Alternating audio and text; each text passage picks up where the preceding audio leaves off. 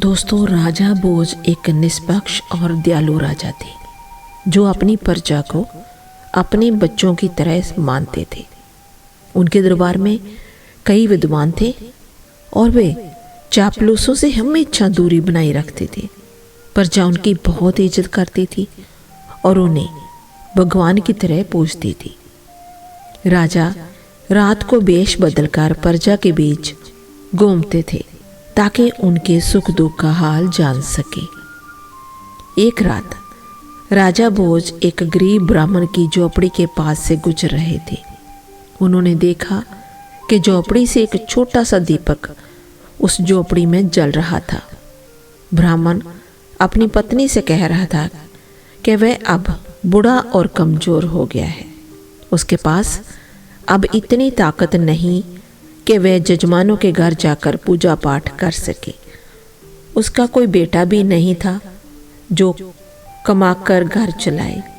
उसने कहा कि अब एकमात्र रास्ता यही है कि वह राजा भोज के दरबार से जाकर मदद मांगे। ब्राह्मणी ने कहा, ठीक है स्वामी, लोग कहते हैं कि राजा भोज बहुत दयालु है, वे हमारी मदद जरूर करेंगे। अगली सुबह ब्राह्मण राजा भोज के दरबार में पहुंचा। उसने राजा को प्रणाम करते हुए कहा, महाराज, मैं 70 ईयर का बूढ़ा और कमजोर इंसान हूँ। मैं अब मेहनत करके कमा नहीं सकता। कहते हैं कि बुढ़ापे में बेटा सहारा होता है, लेकिन मेरा दुर्भाग्य है कि मेरा कोई बेटा नहीं। अब मेरे लिए 2 वक्त की रोटी जुटाना भी मुश्किल है। राजा भोज को रात में ही ब्राह्मण की गरीबी का पता चल चुका था। उन्होंने उसे 200 सोने और चांदी के सिक्के दिए। ब्राह्मण खुशी खुशी घर लौटा और उसने सिक्के एक लकड़ी के संदूक में रख दिए। लेकिन रात को एक अजीब घटना हुई। सुबह जब ब्राह्मण ने संदूक खोला तो सारे सिक्के गायब थे। उसने सोचा, घर का दरवाजा तो सुबह तक बंद था, कोई अंदर आया भी नहीं, फिर सिक्के कहाँ गए? परेशान होकर वह फिर राजा के दरबार पहुंचा और सारी बात बताई। राजा ने उसे दोबारा 100 सोने और चांदी के सिक्के दिए। ब्राह्मण बहुत खुश हुआ। अब वह इन पैसों से नया घर बनवाने की सोचने लगा। लेकिन अगली रात फिर वही हुआ। ब्राह्मण ने सपने में देखा राजा भोज उससे कह रहे हैं, ब्राह्मण राज्य पर बड़ा संकट आ गया है, इसलिए मैं सुबह दिए गए सिक्के वापस लेने आया हूँ। ब्राह्मण ने सपने में ही खुशी खुशी सिक्के लौटा दिए। सुबह उठकर उसने देखा कि संदूक फिर खाली था। वह समझ नहीं पाया कि सपने में लौट आए सिक्के असल में कैसे गायब हो गए। वह फिर राजा के दरबार पहुंचा और सारी बात बताई। राजा हैरान रह गए। उन्होंने फिर से अपना जो उसका खजांची था उसको आदेश दिया कि ब्राह्मण को फिर से 200 सिक्के दिए जाएं। ब्राह्मण खुशी खुशी घर लौटा, लेकिन राजा ने ठान लिया कि वह उस रात ब्राह्मण की झोपड़ी के पास जाकर सब कुछ अपनी आंखों से देखेगा। रात के तीसरे पहर राजा ने देखा कि उनके ही जैसे दिखने वाला एक व्यक्ति ब्राह्मण की झोपड़ी में गया और सिक्के मांगने लगा। राजा से रहा नहीं गया। वे उस हमशक्ल के पास गए और बोले, आप कौन हैं जो इस गरीब ब्राह्मण को परेशान कर रहे हो? मैं ही राजा भोज हूँ। आप मेरे नाम पर इस ब्राह्मण को क्यों दुख दे रहे हो? उस हमशक्ल ने कहा, राजन, जय ब्राह्मण अपने पिछले कर्मों का फल भोग रहा है। इसके सिक्के जा तो गायब हो जाएंगे, जहाँ इसका बना मकान गिर जाएगा। जय सुख इसके भाग्य में नहीं है। हर इंसान को अपने पिछले कर्मों का फल मिलता है। इसकी गरीबी भी उसी का नतीजा है। राजा ने कहा, ये सब सच हो सकता है, लेकिन मैं आपसे गुजारिश करता हूँ कि किसी और सजा ना दे। इसके कर्मों का दंड मैं भुगतने को तैयार हूँ। राजा ने बहुत विनती की। तब वह हमशक्ल बोला, राजन, होने को कोई नहीं बदल सकता। हर इंसान अपने कर्मों और भाग्य का गुलाम है। आपको भी अपने पिछले कर्मों का फल भोगना होगा। कोई इससे बच नहीं सकता। प्रकृति ही सबको सुख देती है सबको दुख देती है। कर्मों का खेल बड़ा विचित्र है। ये कहकर वह हम शक्ल गायब हो गया। कुछ दिन बाद राजा अपने सबसे तेज और ताकतवर घोड़े पर सवार होकर जंगल में शिकार खेलने गया। उनके साथ कुछ सिपाही भी थे। सारा दिन शिकार की खोज में भटकते हुए राजा भोज अपने राज्य की सीमा पर पहुंच गए। उनके सिपाही पीछे रह गए। तभी उनके घोड़े ने एक ऊंची पहाड़ी से छलांग लगा दी। राजा घायल होकर घोड़े से गिर पड़े और बेहोश हो गए। उनका ताज भी गिर गया। जब राजा को होश आया तो उन्होंने देखा कि वह पड़ोसी राज्य के सिपाहियों के कब्जे में है। सिपाहियों ने पूछा, तुम कौन हो? जहां कैसे आए? राजा कुछ बोल न सके। जवाब न देने पर सिपाहियों ने उन्हें दुश्मन समझकर मारपीट की और घायल हालत में शहर के बाहर सुनसान जगह पर उन्हें छोड़ दिया। उसी समय उसी राज्य का गंगू तेली वहां से गुजर रहा था। उसकी नजर घायल राजा पर पड़ी। उसने राजा को अपने घर ले जाकर उनकी देखभाल की। राजा की किस्मत ही उन्हें गंगू तेली के घर ले आई। गंगू ने उनकी मरहम पट्टी की और उन्हें ठीक किया। होश आने पर राजा ने अपने उद्धार करने वाले को देखा, लेकिन वो बोल नहीं पा रहे थे। गंगू ने राजा को देखकर समझ लिया कि ये कोई साधारण इंसान नहीं बल्कि कोई उच्च कुल का व्यक्ति है जिसे दुर्भाग्य ने दुश्मन समझकर पीटा है। कुछ दिनों बाद राजा भोज पूरी तरह से ठीक हो गया, लेकिन उन्हें पता था कि अगर इस राज्य के राजा को उसकी सच्चाई पता चली तो उसे शत्रु समझकर कैद कर लिया जाएगा। इसलिए राजा चुप रहे। गंगू ने उन्हें तेल पेरने का काम सौंपा, जिसे राजा ने खुशी से स्वीकार किया। गंगू खुद भी राजा के साथ कोयलों में बैल की तरह काम करता, लेकिन हीरा कोयले में भी चमकता है। गंगू ने राजा के मजबूत भुजाएं, चौड़ी छाती और तेजस्वी चेहरा देखकर अनुमान लगाया कि ये कोई साधारण व्यक्ति नहीं है। राजा भोज अपने उधार का कर्ज चुकाना चाहते थे, इसलिए उन्होंने अपनी असलियत छुपाई रखी। एक दिन राजा अनायासी एक गीत गुनगुना रहे थे। तेल लेने आए ग्रामीणों ने उनकी मधुर आवाज सुनी और सबके दिल को छू गई।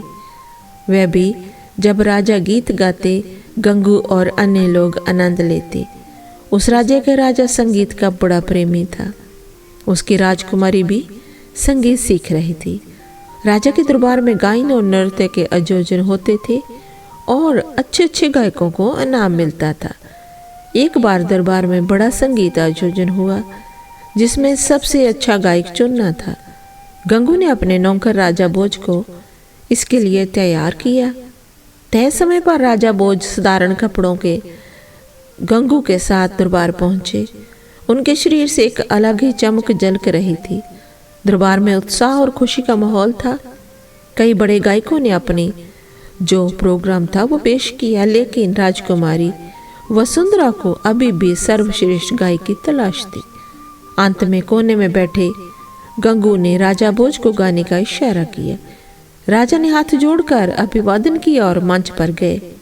उन्होंने गंगू के नौकर के रूप में अपना परिचय दिया और वीणा बजाते हुए गाना शुरू किया। उनकी आवाज ने सभी को मंत्रमुग्ध कर दिया। चारों ओर तालियां और वाह वाही गूंजने लगी। राजकुमारी चलाई, यही है सर्वश्रेष्ठ गायक। उसका इस तरह चलाना राजा और दरबारियों को अजीब लगा। राजकुमारी पर जैसे संगीत का जादू सवार था। उसने फिर कहा, यही मेरा गायक है, यही सर्वश्रेष्ठ संगीतकार है। राजा को यकीन नहीं हुआ कि राजकुमारी एक साधारण व्यक्ति को इतना पसंद कर लेगी। उस सभा में किसी को चुनने का मतलब था कि वह राजकुमारी का जीवन साथी बनेगा। राजा ने कहा, बेटी, बिना वंश जाने तुम्हारा ये कहना ठीक नहीं। तुम इस राज्य की राजकुमारी हो।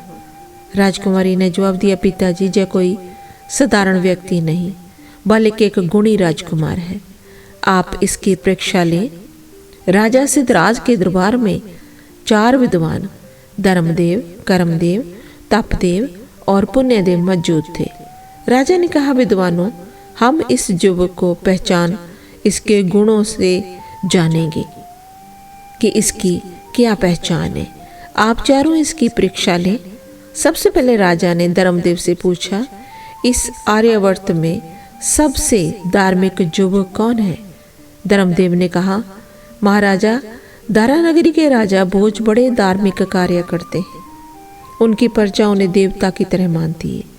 फिर राजा ने तपदेव से पूछा, इस धरती पर सबसे बड़ा तपस्वी युवक कौन है? तपदेव ने कहा, महाराजा, राजा भोज ने कई युद्धों में मृत्यु को हराकर विजय पाई है। तीसरा सवाल कर्मदेव से था, इस धरती पर सबसे अच्छे कर्म करने वाला युवक कौन है? कर्मदेव ने कहा, महाराज, राजा भोज के कर्म बहुत श्रेष्ठ है। अंत में राजा ने पुण्यदेव से पूछा, ऐसा कौन सा पुण्य आत्मक युवक है जो हमारी राजकुमारी का हाथ थाम सके? पुण्यदेव ने कहा, महाराज, ऐसे पुण्य आत्मा केवल राजा भोज ही है।